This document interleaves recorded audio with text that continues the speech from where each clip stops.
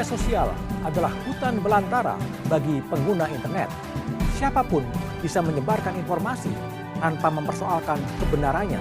Akibatnya, informasi sesat atau hoax kerap menyerap cepat di media sosial. Bukan hanya membohongi, hoax juga bisa memicu konflik. Bagaimana meredam hoax di era keterbukaan informasi saat ini? Inilah Satu Meja, episode hoax di negeri demokrasi. Bersama saya, Budiman Tanurejo.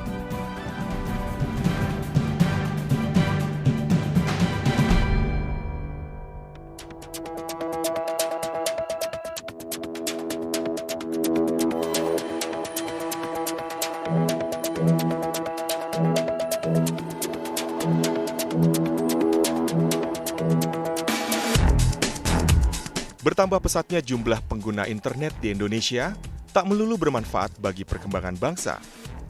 Beberapa informasi yang tersebar di jagat maya, jika digunakan oleh tangan-tangan yang salah, justru berpotensi memicu konflik. Contohnya di Kabupaten Indramayu, Jawa Barat. Tawuran antar warga desa tanggal 10 Januari lalu diduga terjadi karena informasi yang menyesatkan di media sosial. Seorang warga dari Desa Ilir yang meninggal karena kecelakaan lalu lintas disebut meninggal dunia akibat penganiayaan warga Desa Curug, Indramayu. Ribuan warga tersulut kemarahan tanpa memeriksa kebenaran cerita.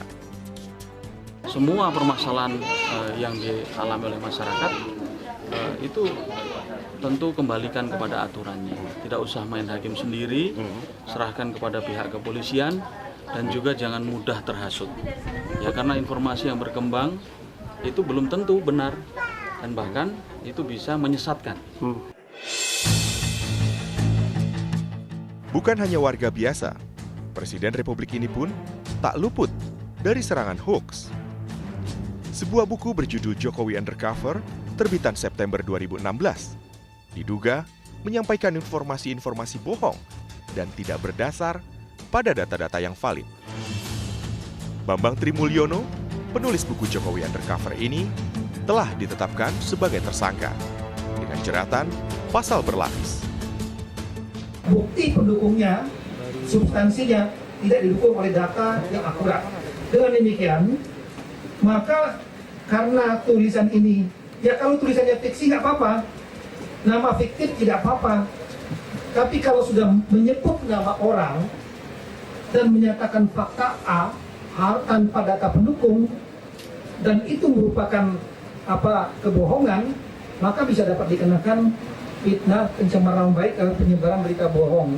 Kalau menggunakan ITE, maka dapat dikenakan undang-undang ITE. Itu yang berlaku sekarang. Pemerintah maupun aktivis media sosial telah berupaya meredam berita bohong alias hoax. Sedikitnya 11 situs telah ditutup oleh Kemeninfo pada November lalu karena dinilai bermuatan ujaran kebencian, provokasi, dan konten negatif lainnya.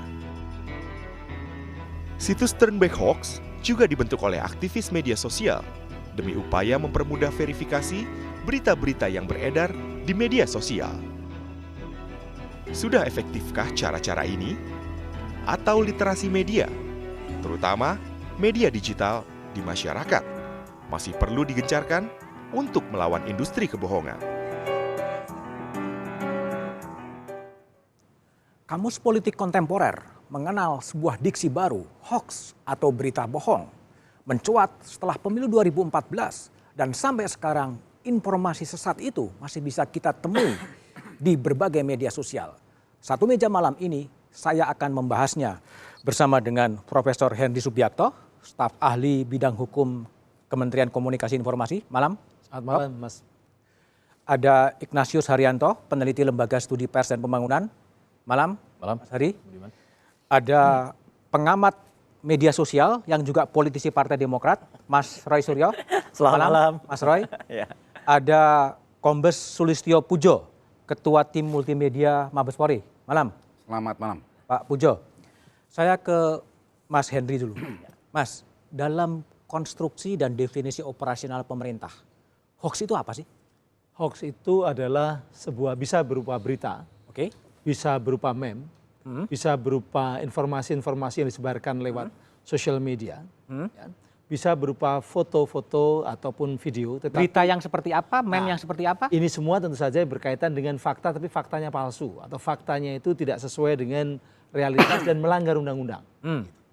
Kalau orang melanggar undang-undang lewat informasi transaksi elektronik, maka orangnya diproses pakai undang-undang ITE. Oke. Tapi kalau yang melanggar ini situsnya, nah situsnya itu yang kemudian kita eksekusi dengan salah satunya kalau misalnya memang tidak bisa dilakukan yang namanya pendidikan literasi ya, itu ya salah satunya adalah di blok. Diblokir. Itu domain dari pemerintah untuk memblokir sebuah situs. Itu kewajiban dari pemerintah yang dituangkan dalam Undang-Undang ITE pasal 40 ayat 2A. Jadi salah satu kewajiban pemerintah itu, pemerintah wajib mencegah informasi elektronik dan dokumen elektronik yang muatannya berisi pelanggaran terhadap undang-undang atau melanggar undang-undang. Nah, melanggar undang-undang itu tadi misalnya penyebaran fitnah. Melanggar undang-undang itu bisa merupakan penyebaran kebencian kepada kelompok tertentu dan tidak berdasarkan fakta tentu saja ya. Dan penyebaran berita-berita bohong atau Yang akan menentukan sebuah substansi bohong dan tidak bohong itu siapa? kalau itu berkaitan dengan penegakan hukum, tentu saja lembaga-lembaga yang terkait dengan penegakan hukum. Ada kepolisian, ada juga dari Kementerian Kominfo tentu saja, juga dari Badan Intelijen Negara misalnya begitu. Itu kita ada semacam rapat bersama begitu untuk membahas suatu situs-situs yang bukan pers ya. Ini Yang bukan pers. Kalau pers tidak bisa karena pers mengikuti undang-undang pers. Jadi ini adalah situs-situs non pers. Kalau dia memang melanggar undang-undang, maka lembaga-lembaga atau kementerian atau yang berkaitan dengan penegakan hukum itu dia akan memberikan semacam masukan-masukan ke Kominfo, bersama-sama kita bahas. Dulu itu dibahas dengan tim panel. Ada panel dari ahli-ahli yang berasal dari masyarakat. Sementara sekarang ini tim panelnya baru sedang proses pembentukan, ya, masih proses pembentukan karena yang lama dulu habis SK-nya habis. Ini baru dicarikan yang tepat. Kalau gini, ada juga pandangan yang mengatakan hoax itu bisa diproduksi oleh pemerintah juga, oleh negara juga sebetulnya. Kalau memang seperti itu, kalau ada berarti dia kan bisa mengidentifikasi. Tinggal siapa yang memproduksi, negara yang mana, pemerintah yang mana, siapa, lembaganya mana, orangnya laporkan kepada polisi. Karena gini, persoalan menjadi hoax itu menjadi persoalan besar ketika dia justru tidak bisa diidentifikasi ini narasumbernya siapa. Oh, anonim ya? Anonim, sumbernya tidak jelas, medianya itu tidak punya alamat yang jelas, begitu ya. Kadang-kadang disebar-sebarkan, kita nggak bisa mengklarifikasi.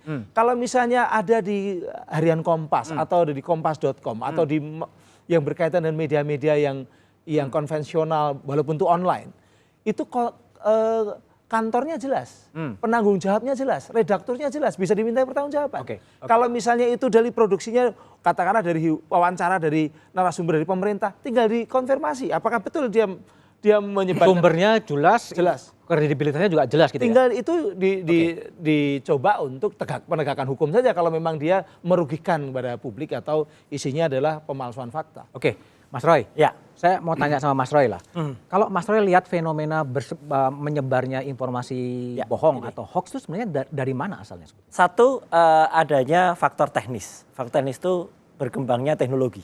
Ya, ini sangat berpengaruh karena dari 256 juta rakyat Indonesia sekarang, ya, data terakhir tahun 2016 kemarin mengatakan 132 juta itu terkoneksi menggunakan dunia maya ini. Oke, ya, teknologi kan netral sifatnya. Tapi ini pengaruh karena percepatan teknologi itu tidak seiring dengan terus terang saja mungkin sosialisasinya atau katakanlah penjelasannya yang bermanfaat untuk masyarakat sehingga masyarakat banyak yang seneng ada misalnya ada sesuatu yang baru, dia punya keinginan untuk cepat menyebarkannya.